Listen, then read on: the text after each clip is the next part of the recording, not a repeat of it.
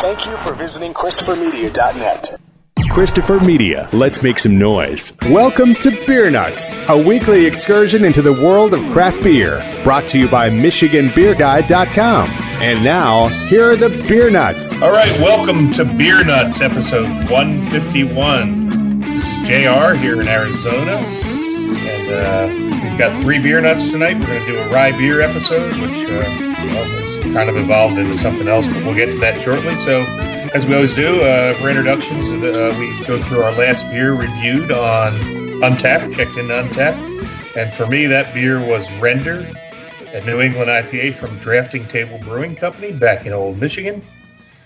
Lucky to have good beer friends that send me beer out here in the desert. So it was great to get that one. It was delicious. So we're going to turn it over now, head west to LA to Steve V. Welcome, Steve. Hello, everybody.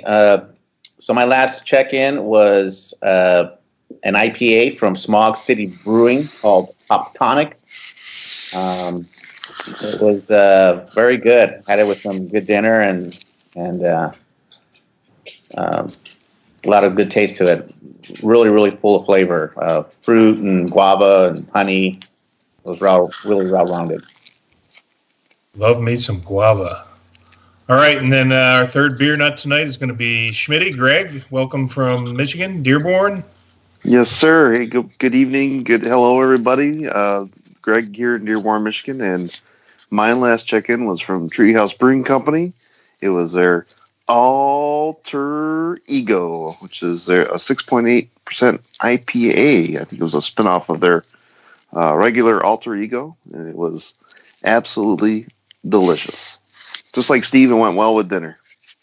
Well, all those are fine offerings, and of course, anything in Treehouse is usually a winner. So, all right, so we're going to get into some rye beers. We're going to little funny story about the Rye Beer episode, but before we do that, as we always do, we would like to invite all of our listeners to please crack open a cold one, whatever you're drinking. I'm betting hardly anyone out there can even find a rye beer because the Beer Nuts had a hard time finding rye beers. But we made the best of it, and we're the show must go on. And so relax, don't worry, have a home brew, have a commercial brew, whatever you enjoy, from Coors Light to rye barrel aged Eclipse. There's room at our table for you always. We're just here to introduce more good people to more good beer, which is the mantra of our show. So let's get right to it because I'm thirsty. No quotes of the week this week because we have plenty to talk about with Rye Beers. We had Christopher was supposed to join us and did another podcast with him last night, and he was all excited, said he had the whole day off to look for a beer, and again, was unable to find a rye beer today. And this is the second time we've attempted to do the Rye Beer episode, and the last time we canceled it because no one could find rye beers. So they are kind of rare. There's not that many mainstream rye beers out there, but rye is a great brewing ingredient, and it gives a little bit of spiciness to it. And I was very fortunate because down here in Tucson, Arizona, there's a brewery called Dragoon, very well-known brewery here in Tucson. And fortunately for me, they just put out a double rye IPA. It is Dragoon Rylander double rye IPA. So I'm going to just pop this open and start drinking because I am thirsty, and I'm sure you guys are too. So it comes in a 16-ounce can. I just popped it. I'm pouring it. Oh, this thing's got a nice color. Nice amber, like a dark orange, burnt orange color, like a copper color. Really nice color in this. It's not, you can see through it. It's clear, but definitely like a reddish copper color. Really nice appearance on this thing. Got a really nice carbonation to it. Probably got a 3-finger head there that's slowly going down, but ever so slowly. So it's holding the carbonation quite well. So I'm going to take a whiff of this, get some aroma. So it's I'm getting some bitter hops there. Almost reminds me of like a West Coast IPA. And again, that deep copper red color is really enticing. So really not a whole lot to go on off the aroma, just some hop bitterness. So I'm going to taste this now. Definitely quite hot, a lot of hop bitterness. Instead of a pine, you get like a more intense bitterness and a nice spicy finish, like a peppery finish from the rye. And it's quite delightful, actually. Nice change of what we're used to. There's no sweetness in this like the New England IPAs have. It's all hops and it's all rye. And a lot of rye because it's double rye. So let's read from the can the description and give you a little bit better idea of what we're dealing with here. Rhinelander is a beer that's easy to understand. It's a big, spicy, hoppy Imperial IPA brewed with rye. It ravages taste buds, decimates olfactory receptors, and leaves even the hardiest neuron begging for mercy. It's an aggressive beer, but as it warms, it shows a surprising depth and complexity. This beer doesn't really work with other foods. It attacks them. If you must consume it with food, try haggis or a roasted Spanish peacock. And then below it said... Uh-oh. JR? Oh, dear. JR, we lost you. It must have been in that description of... haggis. Yeah, I'm surprised that even Sally knew that stuff. Can you hear me now? There you are. It was kind I don't know. Before that, it was kind of breaking up a little bit, but then you just went totally out. When did I go out? Should I just read the whole description again? Somewhere after haggis and what was the Spanish? No, Spanish peacock. Yeah, there it is. Yep. Well, so did you lose me at the end of that? Should I read? Should I just read the whole thing over again? Yeah, go for it. It's been a little blip. Okay, Chris, take 2 on the reading what's on the can. So edit accordingly. All right, I'm going to read what's on the can here because this is quite a big hitter here. Rhinelander is a beer that's easy to understand. It's a big, spicy, hoppy Imperial IPA brewed with rye. It ravages taste buds, decimates olfactory receptors, and leaves even the hardiest neuron begging for mercy. It's an aggressive beer, but as it warms, it shows a surprising depth and complexity. This beer doesn't really work with other foods. It attacks them. If you must consume with food, try haggis or a roasted Spanish peacock. Wow. And then it says 100 IBUs, 14 SRM, and brutal, aggressive, spicy. And as I said, it's bitter. It bites you. It's got that bite and that nice, spicy finish. And man, I just love the appearance of it, though. Deep ruby copper. So let's taste it again. So maybe I was a little shy about describing it at first because it was so overbearing, and it punches you in the mouth. If you like those big, dominant hoppy West Coast IPAs, this is for you. The rye really has a bite to it, and again, a nice peppery, spicy finish that I'm really enjoying. But I can imagine that if you tried to pair this with food, it just overpowers your entire taste buds. I'm going to probably have to drink a glass of water before I have another beer. So it's a palate wrecker. So I know neither of you guys have tried it. Certainly, next time I send a box back to Michigan and to you, Steve, in LA, I'll try to throw one of these in, man. This is intense, man. It's hardcore. So just no haggis, all right? That's all I ask. You know what? Don't knock it till you try it. I went to Scotland, and after a couple single malts, haggis was just fine with me. But yeah, this is a big hitter. It's definitely palate wrecker. I remember Green Flash had a beer called Palate Wrecker, and it kind of reminds me of that because, man, it's a punch in the mouth. But to me, in a good way. But if you like those big hitting hoppy West Coast style IPAs that are like 100 IBU like this, the rye won't intimidate you. But if you're used to drinking New England IPAs, this might not appeal to you. This is a punch in the mouth. This is a technical knockout for sure. So this is really the only true rye beer we have on the show tonight. So we almost considered changing the format to something else. But we decided, since it's our second attempt at a rye, I put out in the description to the other beer nuts anything with rye in the ingredients. So our other beer nuts decided to come up with rye barrel aged selections, which no secret, us beer nuts love anything barrel aged. So So we're going to pass it over to Steve V, and he's going to introduce you to his rye barrel aged selection.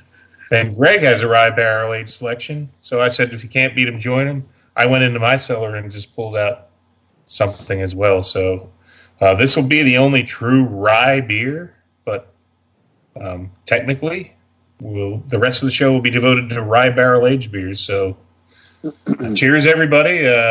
If you get a chance, I know Red's Rye, Founders makes, is usually available in Michigan at least part of the year. I think it's a seasonal now. But if you ever see that on tap, give it a shot. Any other guys? I know there's Rye on Rye from Boulevard. And I know Tombstone here in Arizona puts out a rye IPA that's really, really delicious. And that would be actually more appealing to some of you New England IPA drinkers, more of a hazy, kinder, gentler rye beer that is very enjoyable. So I don't know. Do you guys have any other ones that you can think of? Well, JR, you said it off the broadcast here, but Rye Hipster Brunch Style from Onside was another good selection right there. I'm drawing a blank though. It's a really difficult one to think of here, at least offhand. So next time you're into your local brewery, the honey one that they have. Say again, Steve. Samuel Adams. They have that honey rye, the pale ale. I've never had that. Oh. Okay, so that's one to look for. So anyway, they are evasive. It's not a real popular style, a brewing ingredient, and maybe because it's that punch in the mouth, maybe it's a little aggressive for a lot of beer drinkers, but not for us. I'm really enjoying this, and I know that you guys would too if you had one. But yeah. Well, let's move on to something that's a little easier to find and also always a treat, and that's some rye barrel aged beers. So Steve V, why don't you tell us what you got out there in California? So I went looking around this afternoon, and I asked my local beer person at my liquor store, and what do you got with rye? And he went on the computer and came up with Old Rasputin from North Coast Brewing Company up in northern part of California. And so for a couple of years, they've been putting out a barrel aged Rasputin. And they usually do it with a bourbon barrel aged, but they do this one with a rye whiskey barrel. And it's a 11.2% on it. I poured it a little while ago, and the head on it was so enormous that it poured out of my glass, and I like party foul, like a quarter of a beer, and the rest of it was all head and stuff. But it's black. You can't get any darker than this. Smelling it, it smells like oak barrel. You can't get away from that. It's actually really, really good. Really smooth all the way through. In the description, it says oaky and vanilla nose, and it's a well-balanced notes of licorice and fruit. And this is really good. I'm not a huge fan. I know there's a lot of bourbon barrel aged stuff that comes out, and you try and it says, yeah, that's got a lot of bourbon flavor in it. But some beers will do a good job, and they add things to it, and they come up with something good. And this is really, really tasty. If you can find this, I guess this is number 21 according to their Roman numerals on the what it's a Russian Imperial Stout, and like I said, it's very good. It's a lot smoother than what the smell is. Initially, you're when you smell it, it's like, oh, this is going to be strong. But when you drink it, it's very pleasant. It's very, very light considering all its ingredients and rye and bourbon barrel, but I highly recommend this beer. It's great tasting beer, well worth the money to pay for it. Does it have a roasty bitterness to it at the very end? Because usually Russian Imperial Stouts for me is always at the very back end. It's like bitter and like dark malts. No. Well, darkness, yes. Dark malts, yes, but not very bitter. It says it's firmly bittered, but I don't really get that from it. It doesn't have that bite to it. good luck in drinking this whole bottle, but it's definitely something you want to share with your friends. But it's very good. I'm very, very pleased with it. Do you get any spiciness from the rye barrel influence, or is it a very subtle influence from the barrel? I think it's very subtle. I think that probably went out in the whiskey. If you had told me this is a rye and I didn't know it was a rye, I wouldn't say, oh yeah, that's rye in there. I don't think I would be able to pick it out. But like I said, it's very good. All right. Well, I'm gonna keep drinking. Sounds delicious. That's for sure. Sounds like we're gonna have some heavy hitters here, and we're all gonna sleep pretty well after this episode wraps up. So. All right. Well, I'm a big fan of Old Rasputin. I know recently I took a flight to San Francisco and I had a layover in LAX and was very pleased that the bar I went to was actually called Rockin' Brews, had nitro Old Rasputin on tap, and it was delicious. And that nice creamy nitro. Wasn't the barrel aged version that you're having, but the base beer on that is phenomenal. It's something that I've always treasured and enjoyed. And I believe their barrel aged stuff is corked and caged. Is that right, Steve? Is yours corked and caged?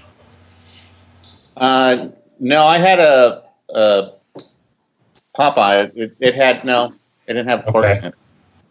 Okay. I know some of theirs. Yeah, some of theirs. I read that they do have that, but this one did not. Okay. It was just well. In any case, Old Rasputin is definitely a highly recommended beer. Any Old Rasputin variant is a winner in my book. Greg, have you ever had Old Raspi? That's a good question. I'm going to have to look into that. I don't remember. North Coast Brewing, right? Yes. Oh, you know what? I've had Old Rasputin. Yeah. Yeah, it's I think pretty good distribution on it. I know I had purchased mine in Michigan several times, but I was really happy when I went to LAX and got that nitro Old Rasputin on tap. It was just outstanding. Not bad for an airport beer find. All right, well, Greg, I think it's up to you now. Let's go back to Dearborn and see what you got to offer. All right. So mine is from Transient Artisan Ales out of Bridgman, Michigan. This is their Junie Reserve 2019, which is a Parker Heritage Rye Whiskey Barrel Aged Imperial Stout with Violet Sky cocoa nibs and salted caramel. And looking into Parker Heritage, I guess it's a offshoot or a brand of Heaven's Hill distillery. So that's pretty cool. This comes in at, this was a 16.9 fluid ounce bottle, and I picked it up at the Junie release day. I think that was about a month and a half ago. And this is a 13%er. So this is a big boy. I should sleep well tonight, just like JR and maybe Steve as well. So I've had it in the glass here for about 15 minutes or so, and from what I remember pouring it out, that had disappeared really, really quickly, and I kind of expected that for a 13%er. Dark as dark could be. I can't see any light through my glass at all. I'm kind of holding it up to my computer screen. It is dark. It's kind of like a cola, like a edge rim to it. Maybe a little reddish tint to it, but she's got some alcohol legs to it. She's holding on to my glass really well. So let's get a smell out of this thing. Very sweet, very whiskey forward. You get a little bit of that chocolate, that salted caramel sweetness. It smells just like dessert. I mean, that's intoxicating. I love it. So this is my first time that I've had this one. I kind of, when I went to the release, I kind of shied away from trying anything that I picked up in bottle. I just wanted to try anything that wasn't available in bottle. And so this is my first time trying it. So cheers, gentlemen. Here we go. Oh, that's gorgeous. Right off the bat, sweetness can be a lot of chocolate, a lot of that salted caramel. maybe just a tad bit of whiskey. Not, that whiskey was more prevalent in that smell, but it is well hidden in that taste. And it's drinking so smooth for 13%. Not much of a bitter finish to it. I mean, it's got a nice roast to it. Maybe get a hint of like a coffee in there or something like that, but not too bad. But this is absolutely great for 13%. Transient makes some excellent stouts, and this is no different right here. Like Steve, you said before, like if I hadn't known that there was a rye whiskey component in here, I probably wouldn't have been able to pick it out. My palate's not super refined enough to maybe detect that, but I mean this is great no matter what. So I wish you guys could enjoy this as well with me. And I don't know, JR, if you got any coming your way from any sources that may have already gone there, but I doubt you would be disappointed. So no, I don't think I would either. I do not have any of that coming, but funny, I was looking in my cellar today to try to find anything with rye or rye barrel age, and I did find several transient bottles that I forgot I had in the cellar. I think I found a Bark Lord, a Barkley, and a Neckbeard Nectar, a barrel aged Neckbeard Nectar. So I've got some good stuff, but some of the newer stuff I haven't had a chance. I think Dugout got me something recently, so I'll catch up with it. But I can't say enough good things about Transient, especially their stouts. I mean, fantastic beers. And Stevie, next time we're together, I'll bring something from my cellar. You gotta experience the Transient brewing.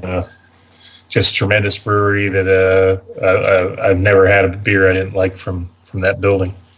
Oh no, there's plenty of transients out in LA.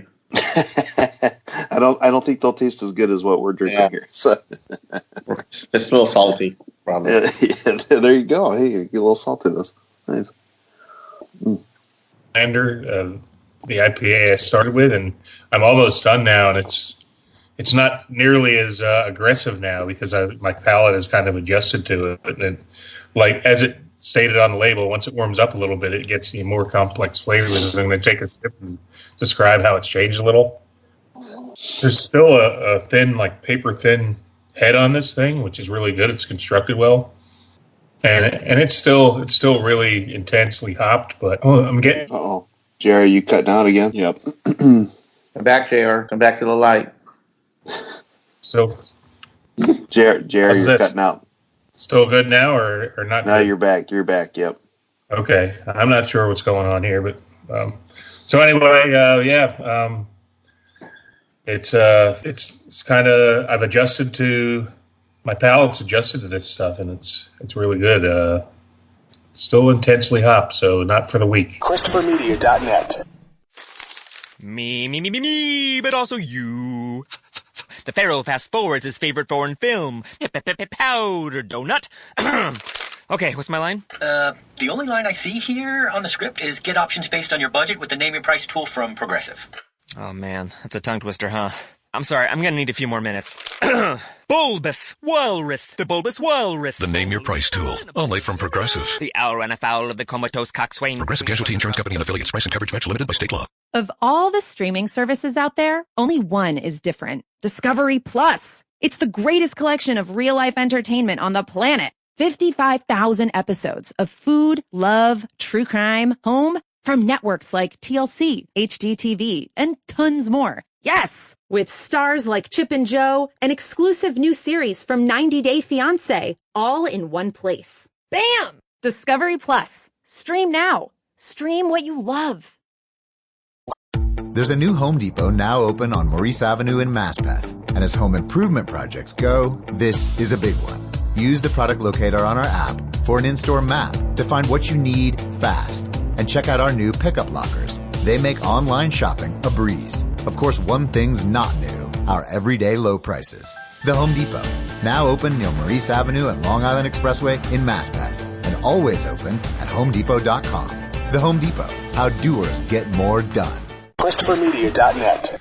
All right. Well, before I go into my next beer, do we have any hipster tipster stuff? I know there was a few things floated out on the. Anybody have anything? Let me see. What did I post here today? I posted something. You would know probably better than the rest of us, or at least me. Let me collect my thoughts here. I know, Steve, didn't you post something about the brewery putting shelter dogs on the beer cans? That's pretty cool. Yes, that was a beer place out in North Dakota, South Dakota. Here, let me find it. I am going to South Dakota next week, so I'd love to find the cans like that. That would be really cool. So let's see. I'm clicking on the article too now. So we'll check this out. But that's a pretty cool idea. You know. Yeah, they went and posted dogs that are in the shelter, and they put it on their North Dakota, Fargo. That is very cool. Yep, Fargo, North Dakota. So I'll be going to North Dakota at some point too. That's another state that I'm trying to work on for my job. So, all right. So that's a goal. That's a great, good feel-good story there. Let's help everybody adopt a pet, save a life. We love our furry friends, and a lot of breweries are dog friendly. So hey, you got a drinking buddy, and maybe a designated, maybe not a designated driver, but a designated help you home. So my other story that I had posted today is a brewery in Northern Virginia, home of the Washington Redskins, home territory, came up with a brew that's asking basically, let's see, where is it? Virginia brewery takes shot at Redskins owner Daniel Snyder with a new IPA. And it is a IPA from, let me get the article up here, Harper's Ferry Brewing, which I believe Harper's Ferry is actually in, I know it says Loudoun County, Virginia, but Harper's Ferry is like a border town with West Virginia, I believe. But the name of the beer is Sell the Team. It's got like a kind of like the same font that the Redskins logo uses and a couple of Indian feathers on the logo. And it says, tomorrow will be the release of Sell the Team, this double West Coast IPA finished at 9.5% to get you through another dreadful Sunday. Bitter and slightly disappointing, like a day at FedEx Field. So I thought that was pretty cool. The Redskins obviously are struggling this year. They're 1-7, or no, the 1-8 Redskins host the currently 1-7 New York Jets at FedEx Field on November 17th. Drink up. So 9.5% ABV, which should be considered the minimum amount of booze ingested while watching a professional football team go more than 3 full games without scoring a single touchdown. Pretty cool, way to have a little fun with your beer. And I know, having lived in the D.C. area for 17 years and as an Eagles fan living there, the Redskins were a rival back then. They were actually competitive. So I know how disappointed people in that region are with their football team, and this is a pretty fun way to, have a little bit of lighthearted fun at the expense of the owner of the Redskins, the much maligned Dan Snyder, who has been accused of playing fantasy football with real people. So Sell the Team, IPA, double IPA. If you're in Northern Virginia and happen to be near Harper's Ferry Brewing, seek it out. It's a legend in its own time.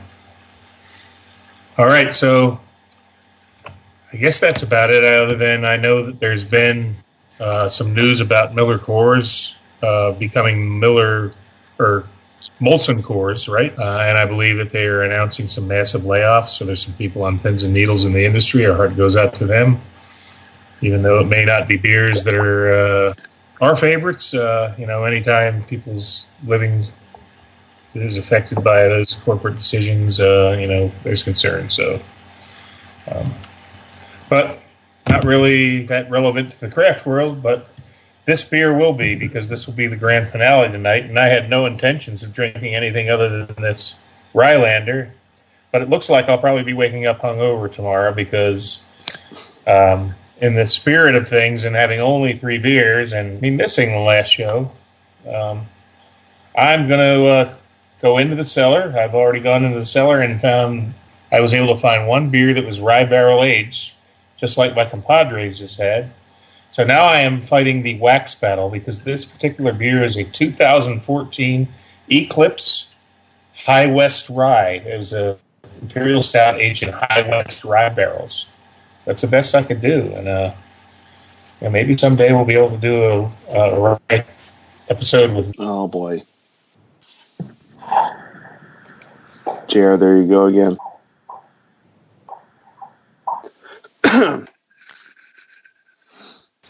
Hello? There he is. Hello? Yeah, you're back. What's going on with the internet tonight, guys? I'm sorry about this. Let me try something real quick here. Let's see something here. Hold on. Border Patrol found your antenna. They're trying to take it down. Yeah, that doesn't sound any better. Can you hear me now? Yes. Right now? Yes. Okay, I switched. I have a booster here for the internet, and maybe because I'm kind of far from the router. I switched to the booster. Is it better now? Yes. Right now it is. It's perfect. All right, let me know if anything changes. So anyway, okay, so I am now battling the wax on this 2014 Eclipse Imperial Stout, 2014 vintage, batch 1. Save that. BR1. I don't know what that means, but I ordered these bottles on a pre-sale back in 2013, ready 6 months before they were ready in 2014. And I had planned to go visit a friend in Reno and pick these bottles up. I ordered over $600 of these things. Hope my wife doesn't listen to the podcast. She'd kill me if she knew I spent that.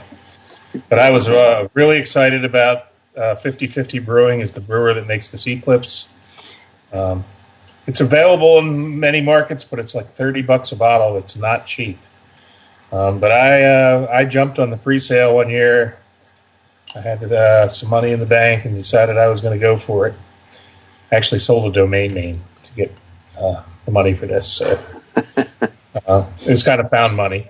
So I am now battling the lime green wax, which indicates that this is the High West variant, aged in High West rye whiskey barrels. So nice. I'm battling here. So looking forward to having this. A quick story. I told Steve V, being a Californian, I was supposed to go to Truckee, California, which is right across the border from Reno. I had one of my best friends lived up in the area and said, come visit me. Love to see you. We'll go to the brewery. We'll get your beer. And then I was going to have to package it up and bring it home in the airplane. Good news is I just finally got this wax cap off, so we're making progress. But 3 weeks before my trip, after I booked my flight and was all set to go, really looking forward to this trip, my buddy suddenly gets an offer he can't refuse from another company, like double his salary to move to San Diego, California from Reno. So he calls me. I'm really sorry. I even actually tried to delay my start till after your visit, but they said they need me right away, so I have to move. What was I going to say? So canceled my flight. I'm like, how am I going to get my beer? It's got to be picked up. I spent $600 and some. Fortunately, a mutual friend of Steve V's and mine, Z, offered to the terms of how they operate in California. They could ship anywhere within the state, but nowhere out of state. So at that time, I was living in Michigan. So I had him ship it to my buddy Chris. And I guess when the when the delivery was made to his house, he wasn't home. He was away on business. So they put it in a warehouse in Santa Ana, California for him at a FedEx warehouse, and he had to go retrieve it there. But huge hassle. Finally got the beer. Z picked it up, slapped the FedEx label on it that I provided, and sent it to me. And I got 3 boxes full of Eclipse variants, and I've got about 5 bottles left. And fortunately, this is one of them. So here we go. I'm going to pour this into a snifter. I am drinking this at room temperature. I had no notice to chill it, but that's okay because it's a nice, big, thick, hearty stout, and flavors actually emerge at warmer temperatures. So I'm okay with that. What I'm not okay is that I don't have anybody to help me finish this. It's 11.9%, and it comes into a 22-ounce bomber. So I'll be able to finish it, but I'll be sleeping well tonight. So I just poured it, and it's got the classic pitch dark, whole black It's got about a half a finger cola beige colored head with some bubbles in it. Very nice. The head is not dissipating all the way down. A lot of stouts just go completely flat. This one does not.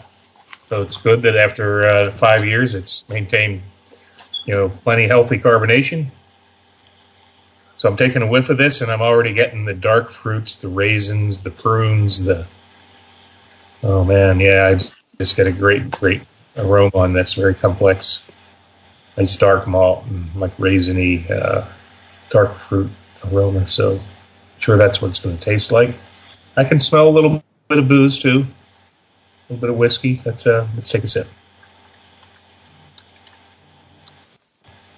Oh yeah, well. It is definitely room temperature, so cellar temperature, I guess, but probably 65, 68 degrees here in the house. Smooth as silk. I mean, no bite at all. A tad sweet. Definitely some booze, but really, really good, complex dark fruits. I'm getting some plums and some raisins, and I'm sure that this tasted different 5 years ago. The aging gives it that nice complexity that it's improved. It's really delightful. I wish I could share with you guys, man. Sounds absolutely delicious, yeah. Again, as you have stated, I can taste whiskey, but I can't really tell whether it's rye whiskey or bourbon or, another. I'm getting a little bit of vanilla probably from the barrel. But very little, oaky, like dry oaky characteristic. It's just really opened up to the complexity of the aging, and anybody that's had extended aged imperial stouts with or without a whiskey barrel, that they open up and they develop these extra. It's a real treat to get those extra flavors that emerge after years of aging, and that's exactly what you're getting here. And I think the highlight of it is the mouthfeel. It's just, it's full bodied. It's maybe like 90% full bodied, more full than medium, but not a beer you can chew, but almost there. And just the flavors, the complexity of the flavors. These things retail about $30 for a bomber, and as a result, they sit on shelves a lot longer than they should because a lot of people aren't prepared to pay the high price for these. And I think when I did that pre-sale, I got these for like $24 a bottle when it was all said and done. So I got a little bit of a discount by pre-ordering. And more importantly, I got, at least one of every variant. I think there was 12 variants. I think I ordered about 30 bottles of this stuff. Over the years, by drinking them and bringing them to shares and stuff, I'm down to my last 4 or 5. And, hey, it's a great excuse to open this one. And I'm going to enjoy, I've got about half the bottle on this one glass, and I got another full glass to go, so probably kick back and watch some NBA tonight and sleep really, really well. But great stuff, man. And I guess this isn't really what I had in mind when we scheduled the Rye Beer episode. Our second attempt, and we really only had one true rye beer, but these rye barrel aged beers were a good excuse for us to go into our wheelhouse. It's no secret that the beer nuts, we all love our imperial stouts, especially anything barrel aged. Those are, if you look in my cellar, I'd say probably 60% of the bottles in there barrel aged something or other, and most of them stouts or wines. And it just, they're always a treat, And when I moved from Michigan to Arizona, I had to thin the herd, so only the best of the best made it here. And it was really actually fun when I going through the cellar looking for a rye beer and finding all these other things that I kind of forgot I had in my possession, including some of those transient beers. So, hey, it's always an adventure. And when you're a beer nut, you got to adapt. So we adapted the episode. So it's the rye beer episode, but it could probably be the rye barrel-aged beer episode. Who knows what Chris will call it? He edits and produces the show. Let him decide. But I think we can all agree we had some great beers tonight, as we usually do. And, absolutely. You could call it the rye adjacent. Rye adjunct. Well, rye not. Rye not. That was low. All right. Well, any closing comments, gentlemen? I think we found out a couple things. I think one of the things that we find is it's kind of hard finding rye beers anymore. I shouldn't even say anymore. It's probably always been hard. It's maybe a kind of a seasonal a fringe type deal. I don't even know about seasonal. I think it's just a fringe ingredient. It doesn't get used that often. Maybe it's not a mainstream style, but if you find a good one, it's worth seeking out. And always good to expand your palate and taste some of these, and you'll learn what rye is. I have no question about me. It's a punch in the mouth for this other beer I had. And if anybody out there is listening and they know of a good rye beer that want to recommend to us or let us know, get in touch with us. We'd love to hear about it. Hit us up on Twitter at Beer Nuts Podcast. Hit us up on our Facebook page. You know where to find us. Yeah, I don't know if we'll be able to find it, but maybe we'll stumble across it somewhere. Well, maybe in another year or so we'll try this again, and one of us will be in charge of finding some of these and distributing them to the rest.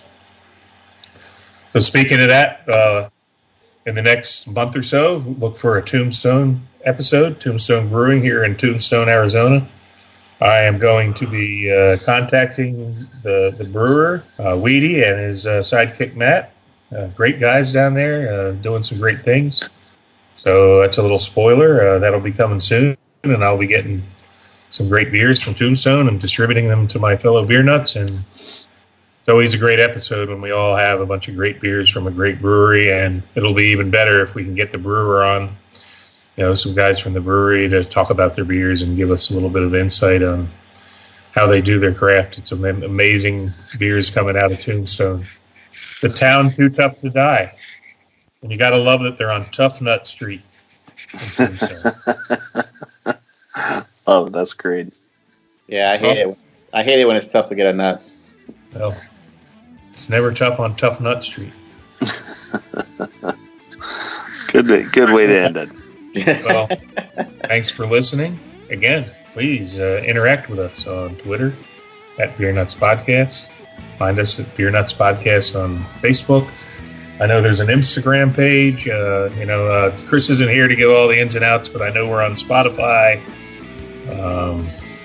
iTunes, and at ChristopherMedia.net. That's where I always go to get the episodes. So thanks for listening, and look forward to our next episode next week. I think we're going to go revisit some porters. Sound good to you guys? All right. Sounds good to me. All right. Well, as they say in old Mexico City, ChristopherMedia.net. If you like this show, please tell a friend. Please make sure to rate and comment on all your favorite Christopher Media shows. Please follow us on Twitter and like and share us on Facebook. You can subscribe to all ChristopherMedia.net shows for free on ChristopherMedia.net. Thank you for listening, and thank you for visiting ChristopherMedia.net. Thank you for visiting ChristopherMedia.net.